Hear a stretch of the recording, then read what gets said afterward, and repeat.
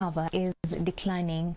In 1990, it was about 24%, but currently, according to the Ministry of Environment, it is at 8% and still declining.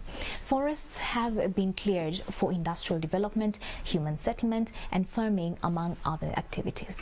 Well, the question we ask is, who is responsible for this decline, and can this downward trend be reversed? What can we do to save Uganda's forests? And joining us to have this conversation, we have Mr. Willis Bashasha, who happens to be the director. We have Mr. Sam Muchunguzi, who is right next to me, the program's coordinator, Citizens Concern Africa, the people that are like the whistleblowers when it comes to things like this, and Mr. Tom Rukundo, who is the director natural forest management in the NFA.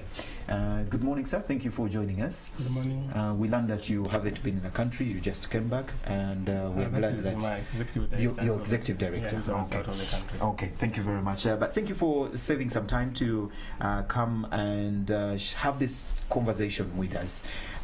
You have seen the statistics. Yes. 24% in 2009. Now we're at 80% and declining. Before we get to you, Sam. Yes, please. Where is this coming from? Yeah, thank you for having me here. This is basically from, as it says, is from NFA. These are people mandated to take control or be custodians of the forest. But then they have issues like weak management. They have issues to do with finance. So you'll be surprised that in annual budget you find like NFA is given not more than 2 billion for management of forests. So there is no coordination at the districts, because majority of forest deforestation happens at private land, and that is normally controlled by local government. So there is no anyone to guard against deforestation. But also when you come back to issues of corruption, because deforestation, there is a law that if you have to cut a tree, you are supposed to plant 5. But do they follow that? No, it doesn't happen. So because of corruption and other things to do with political interference, you've seen people being caught in forests, some of them from NFA, guarded by police. We aired it actually, I think, on TV here. So these things are the ones that are leading to all this mass grave. Incredible degradation. That is, in 20 years, we've lost around 25% of forest cover in Uganda, which is too much. So these are the people supposed to be taking care of it. They should give you an answer. Maybe to come to you, is it that you don't have enough powers to execute and step up on your mandate? Yeah, it is true. We don't have enough manpower. No, enough powers. Authority. Authority. No, the authority we have. We have enough authority. But the challenge we have is we need to understand what drives deforestation and forest degradation. Encouragement for agriculture. We have urbanization that's increasing. We have a demand for charcoal and fuel wood in general. You can see that 95% of almost fuel energy comes from, energy for Uganda comes from fuel wood. So you need to see that what the demand that is there and what is available. You can see that what actually drives, for example, agriculture encouragement. It's because we need to look not only as forestry people who are managing forestry sector, but we should also be able to look at other sectors. For example, agriculture. Why are people moving from land to land? Why are they not concentrating in one area? It is because of poor farming methods. For example, if there are proper farming methods, then people would be not moving from looking for fertile land all the time. If they had other sources, alternatives for example, energy, people wouldn't be going for fuel wood. But 95% use fuel wood as a source of energy. So we encourage government, Ministry of Energy should also come in that line. I know the government is doing much. I know, for example, there's a lot of hydropower dams which are being opened. But the problem is that electricity is affordable to everybody.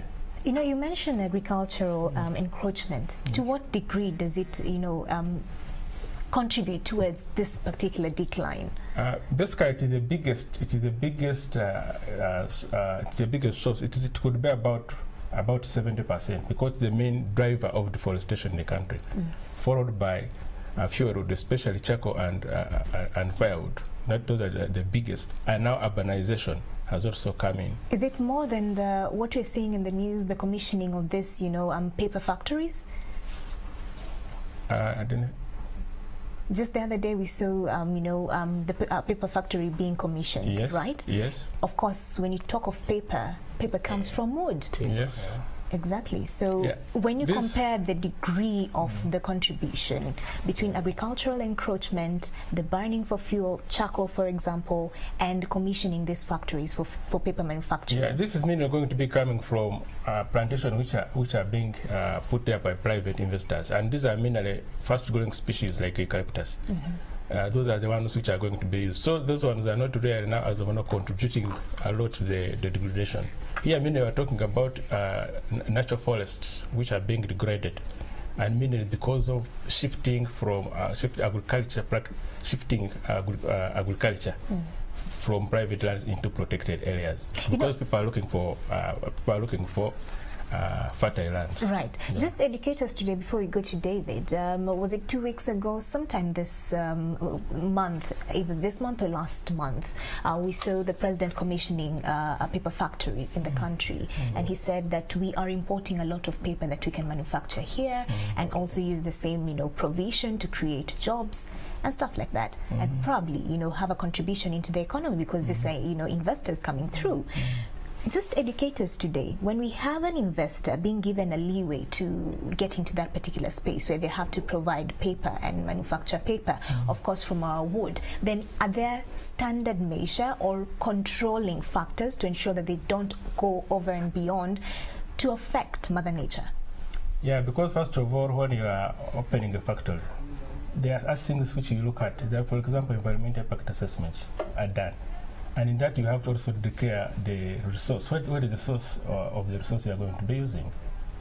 Where is it sustainable? Where exactly? How, if we open 10 factories, are we going to sustain the supply? So those are the questions we look at.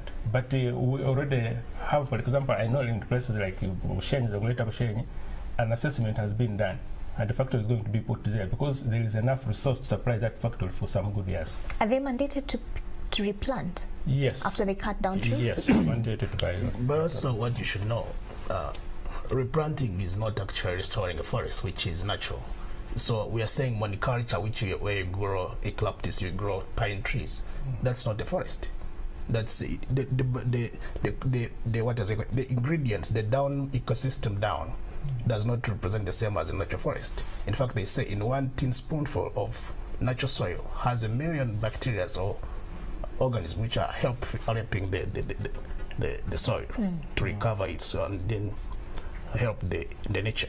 But when you monoculture, you are missing everything.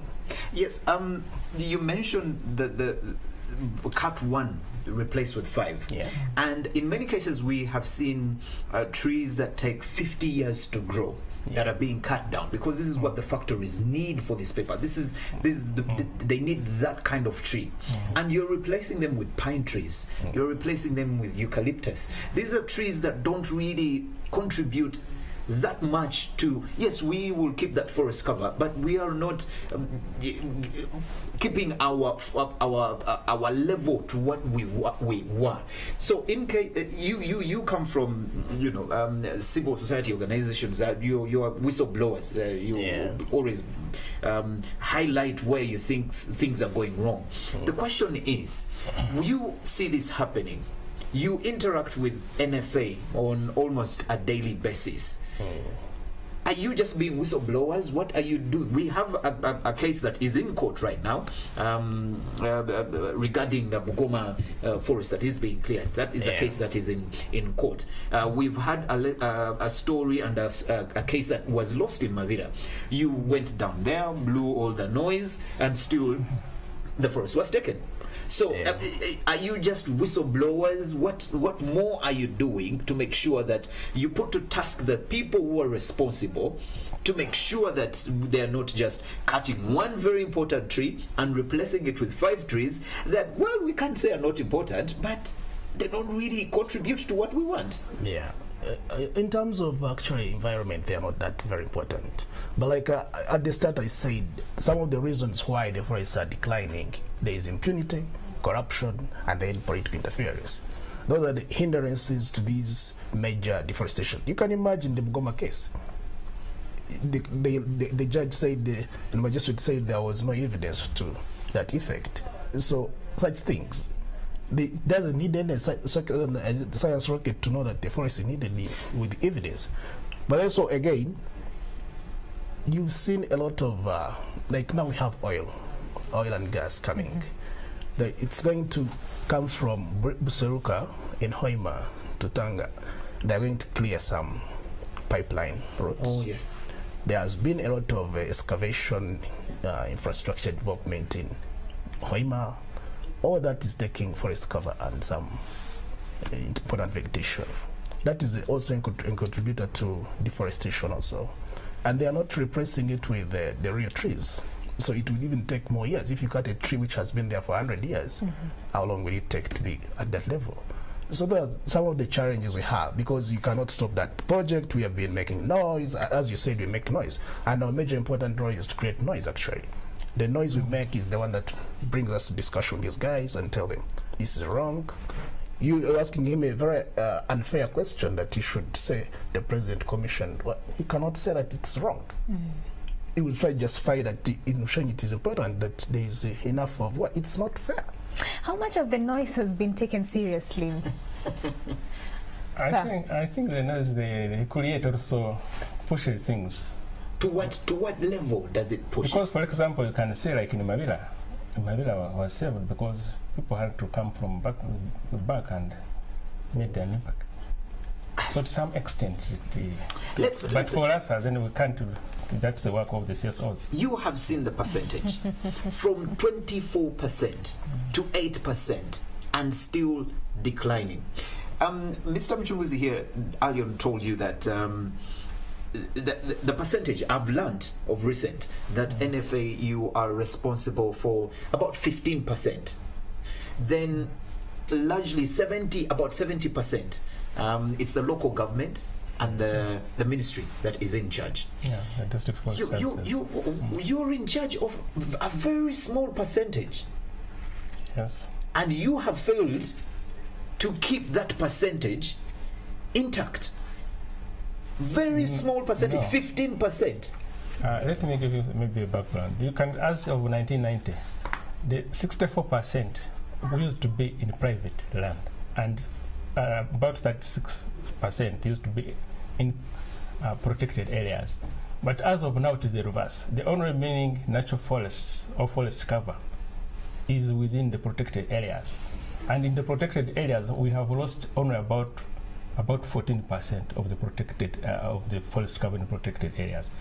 What is left now is within the protected areas. So you can see that we have actually, if there was no, for example, NFA, then there would be no forest cover almost left, because what is outside protected area is almost finished. What is in protected areas, what is in Uganda Wildlife Authority and National Forest Authority, is only existing natural forest. So you are working hard on the 15% of that 100%. Yes. But now this 70% that is onto the local government. But also they have a target. According to National Development Plan 2, you're supposed to be achieving 18% by 2020. By 2020, yeah. So you are saying 14, and of that 14, I can assure you, performance is it? It's decreasing. Even that 14 they are telling, it's decreasing because of issues I mentioned of poor maintenance and protection at the district level.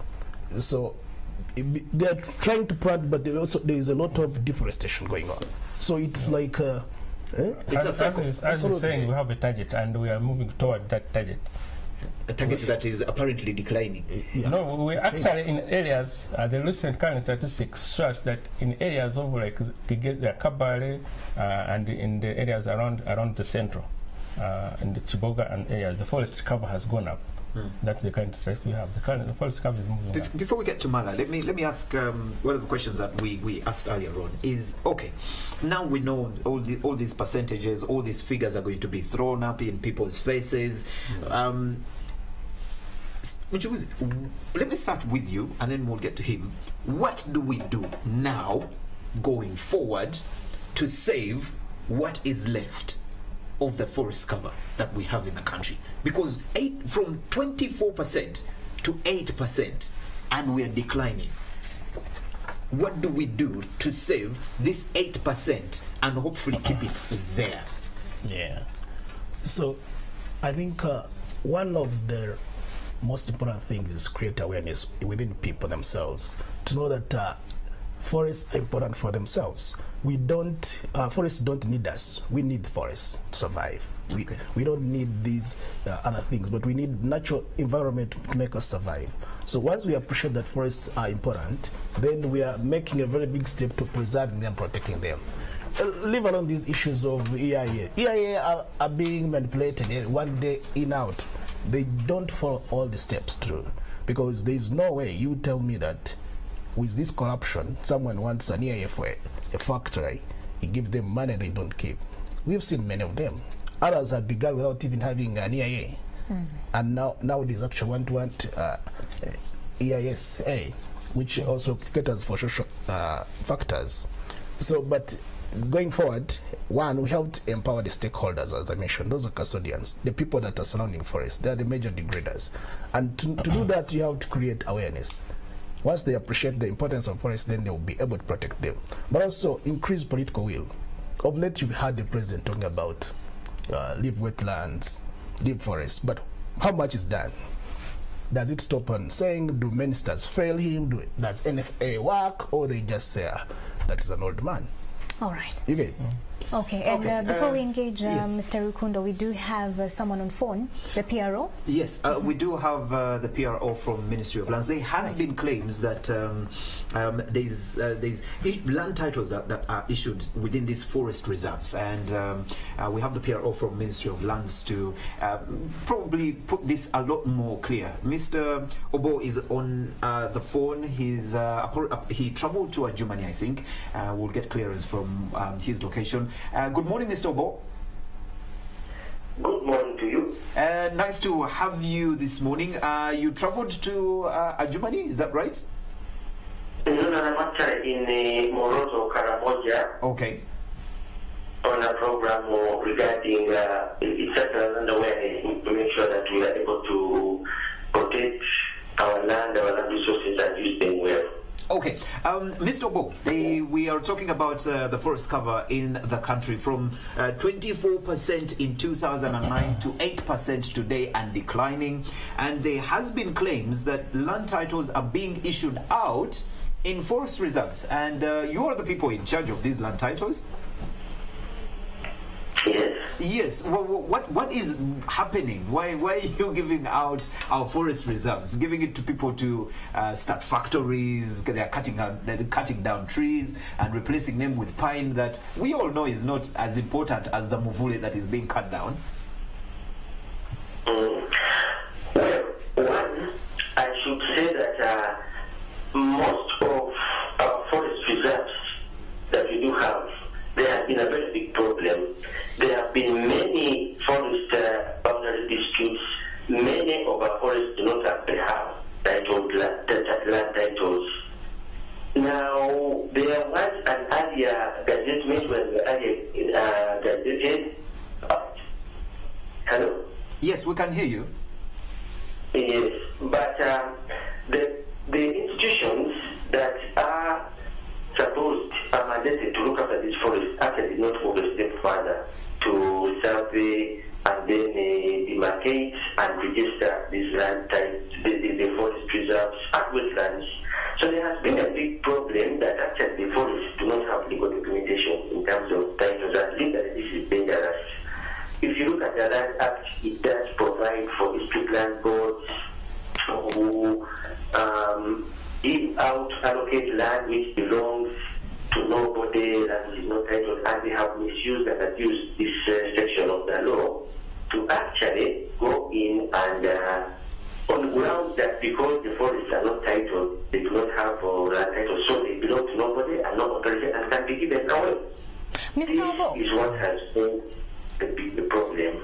Mr. Obo, just let us in on this one. Who is supposed to point fingers at the other one? We have you who is, granting land titles to individuals on land that is essentially supposed to be a forest reserve. And we have these people on this other end who are supposed to be fighting for this forest reserve to ensure that it doesn't go down. So who is supposed to point fingers at who? Of course, on this other side, they will say that once, for example, Mr. Obo is, granted the land title, they have no mandate to encroach and say that he cannot do whatever he wants to do with that parcel of land. So who is supposed to be blaming who?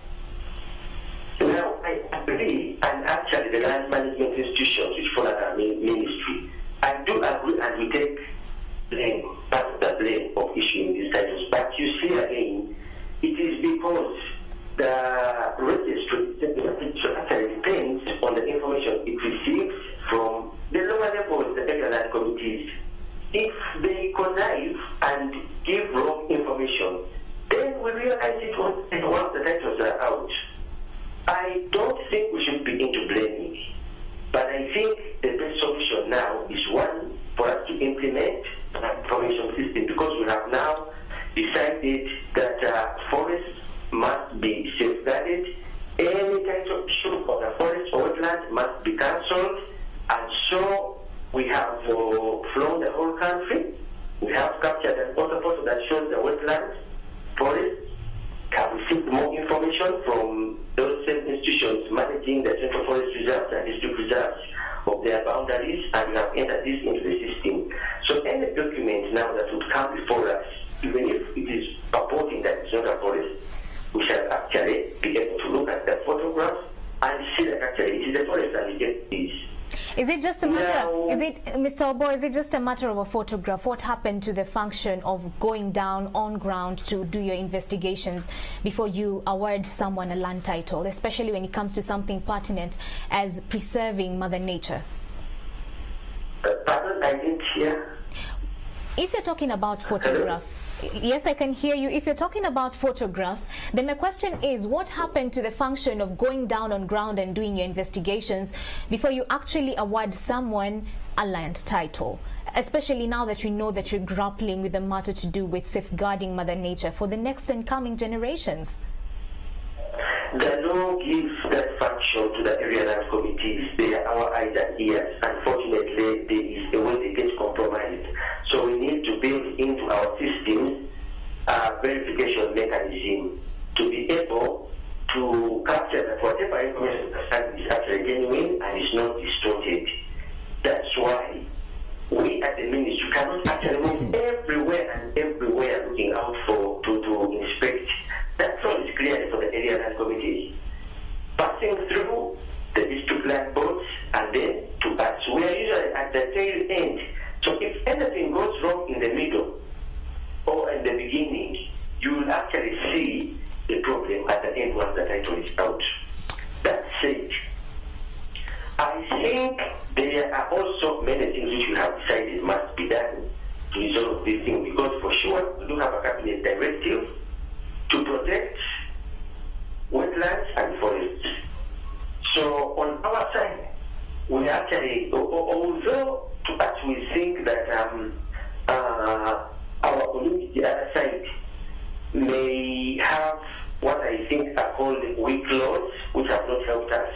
Because if the forestry sector and the wetland sector did have strong laws with reward systems, all these things would have been able to be seen and probably successful constitution taken place. Now, from our side, we have decided that if they were given out in error, they must be cancelled. What we also think must be done as a way of moving forward rather than blaming each other institution, we really must open all these boundaries again, resurvey, demarcate, and give legal documentation to all these forests and other natural resources. We really must establish a wide system to help people in the monitoring We must put in place from our side penalties for those who come lying that this is not a wetland or it's not a forest unless it's a forest reserve. And I also think we now need, with IT technology, we can now monitor through satellite technologies to see instantly who is in this forest, who is encroaching on the bush. All these things are possible. Otherwise, from our side, the challenges have been many, and unless we actually cooperate, work together with those institutions, us as a ministry, and by the which we have already committed ourselves to do so. All right. That if we can identify any type, we shall actually cancel them. We shall actually require also a lot of sensitization, not only for us, the land institutions, but even them. And also implement some of the sections of the forest as it provides for registration or computer forest. This is in the law that we have never done it. Okay, thank you very much, Mr. Dennis Obo, the PRO Lands Ministry. Thank you very much for sparing some time for us this morning. And we wish you a safe trip. Go ahead and educate our people in the north there, and a safe journey back to Kampala. We will definitely talk when you get back to Kampala. Thank you very much, sir. In case you have just joined us, we are having a discussion today on Kickstarter. And we're looking at the forest reserve in Uganda, which is on a worrying decline from 24% in 2009 to 8% in 2005. It's in 15. It's a big. The gentleman there clearly tells it. I think these people of CSOs, we need to carry your office, carry you people of NFA, and put you in the same office with the Ministry of Lands, PRO, because you seem to have the same ideas on how to save. So is there a breakage in communication? Are the CSOs just blowing noise and it is remaining there, and UNFA just listen to them and say, okay, those ones are blowing noise, but we know what to do, and then you two go and blow noise to Ministry of Lands, and they also say, okay, those ones are also blowing noise, we know. So is there a breakage in, because we seem all to agree on on the same thing, on how to keep these reserves intact, but it is not happening. So where is the breakage, Mushoguzi? What is not happening? I think the major concern now, you see, Mr. Obo speaks like a politician. It's not like a technocrat. He's trying to blame this one. Public relations officer, really. Yeah, he's trying to blame these guys, the weak laws. He knows the issues. So what has he done as himself? So this business of bringing this one to the table as the flag bearer of the problem now doesn't work. If you've traveled of late, it's on the road in Rera, that Rera swamp, just on the road. 20 kilometers of it has been degraded. Does it need anyone from the village to come and report? They pass there every day, they see it. What have they done? And they will tell you they got EIA. They have the certificate. Right. We contacted the ministry, said, no, give us some time, we shall get back to you. So we talked to the natural resource officer of Karungu. He said, I want these guys. But you know, now that is political will. It means they defeated him on some end. So these issues rotate at the center. If there is no any command to go down to enforce these things, nothing can be done. So what you're saying is that the people who are perpetrators of this are actually protected mafias? They are known. You remember the other time the district of Wakiso being manhandled by a guy who was sand-mining in rail. Correct. How do you manhandle a district chairperson? Mr. Rukundo, illegal logging. I mean, 8% really. Our neighboring country, Kenya, is now grappling. They have lost control of their weather and climatic conditions because you cannot spot a tree there. It's very hard to spot a tree in Nairobi. Let's not even talk of other regions. Are we not learning from our neighbors? Is it not worrying us? Have you gone past Rera of recent? The man claims. What are you doing about it? Actually, that is a place in the wetland. Someone is growing. They're putting rice. Yeah. I'm not sure whether it was approved by NEMA because it is under NEMA, National Environment Management Authority, and the district. I don't know whether they have an approved EIA, but if you reach there, they have cleared all the swamp and they are planting, I think, rice. they are planting rice. We've actually done a petition about it, and people have signed more than 1,500, and they are saying it should be saved. So I don't know what your take on that, because forests work with wetlands. The forests make rain, the wetlands make rain. Yeah, it is something that needs to be looked at. I haven't read their EIA to see what the mitigation measures which were put there and which were, if they were approved by NEMA. But it is NEMA would be in the better position to answer that question. So I think also NEMA should now move. NEMA, NFA, CSOs all go to Lands Ministry. You all have one office. Yes, and no partition in that office, so that you people can, because you seem to be speaking the same language. But then yes. Most of the information about forests are gazetted areas under statutory instruments. So they are well known. The Minister of Lands, they are in Tebe, they have all that information. You know, Mr. Obo did mention that we also have weak laws, and that's why it seemingly is a lost battle. I don't know There's only too much that can be done. What actually he meant by weak law. Our law, which is the National Forest Planting Act 2003, is strong to protect our forest reserves. But what if it's not protecting them? Why do you have No, it has some challenges, because it was, what are these challenges? Mr. Obo wanted to use a very polite word of weak law. The law is strong, but because they are mafias, they manipulate it. That's it. Mafia. So what you're saying, Absolutely. Mr. Rukundo, is that the mafias have defeated you. I don't want to use the word mafias.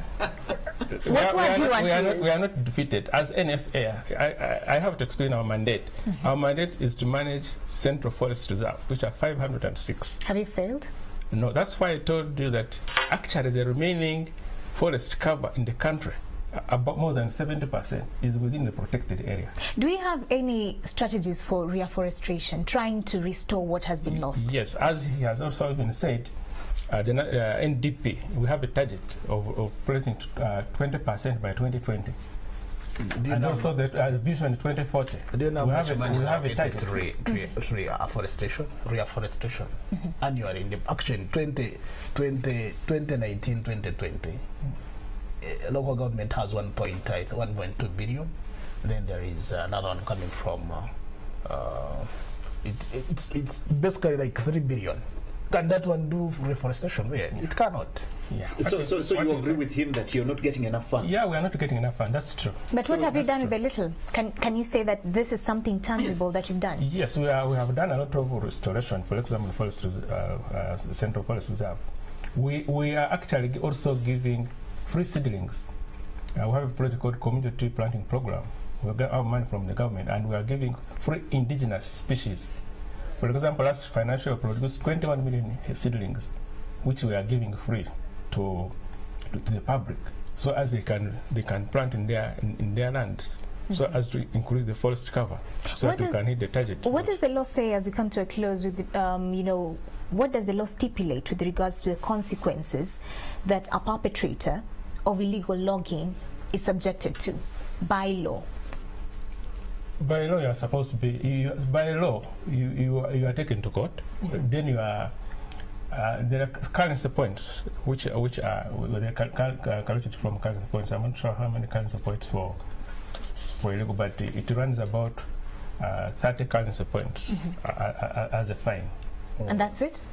Yes, as a fine, or imprisonment, or both. Yeah, depending on what the judge will or the magistrate would say, pay.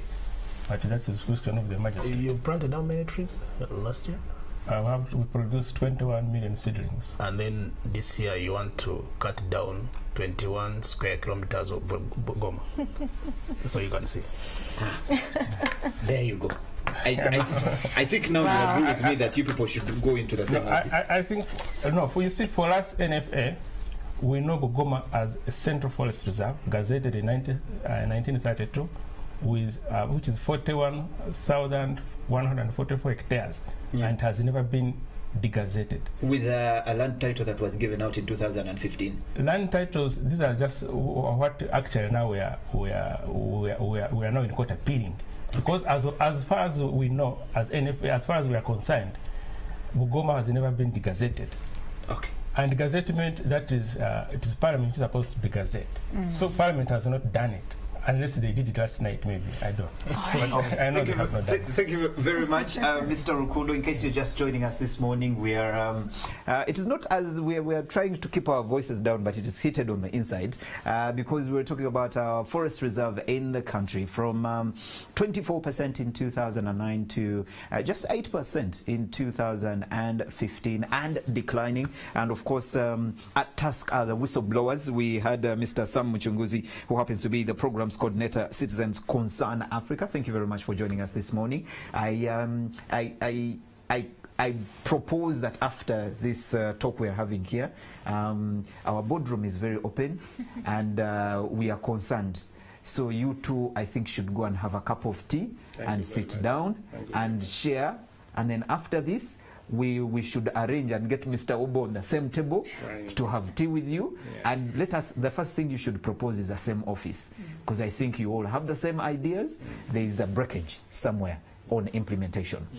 Anyway, the other gentleman joining us today is Tom Rukundo, who is the Director, Natural Forest Management in the NFA. Thank you very much for joining us this morning. Thank you very much. The next time we have you here, we're going to have a task for you to explain why you planted 21,000? 21?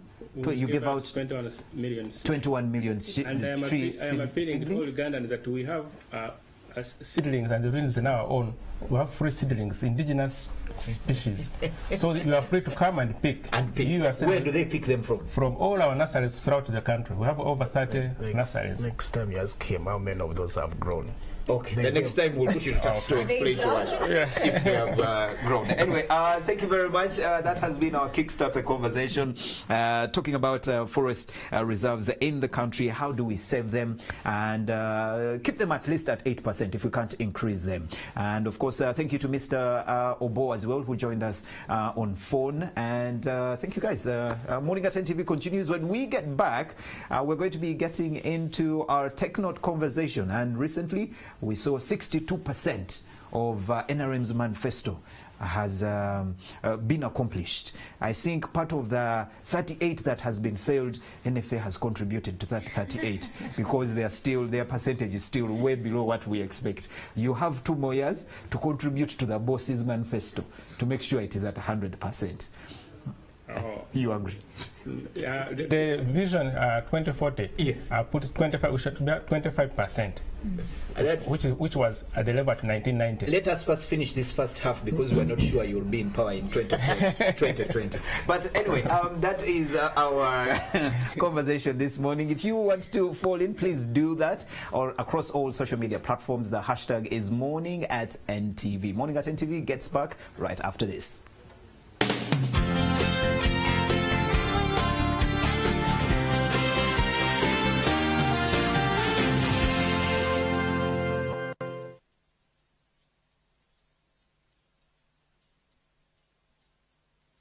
Data Blaster bundles from Airtel. Get more data to chat, tweet, browse, stream, upload, download, share, and so much more on the internet. Get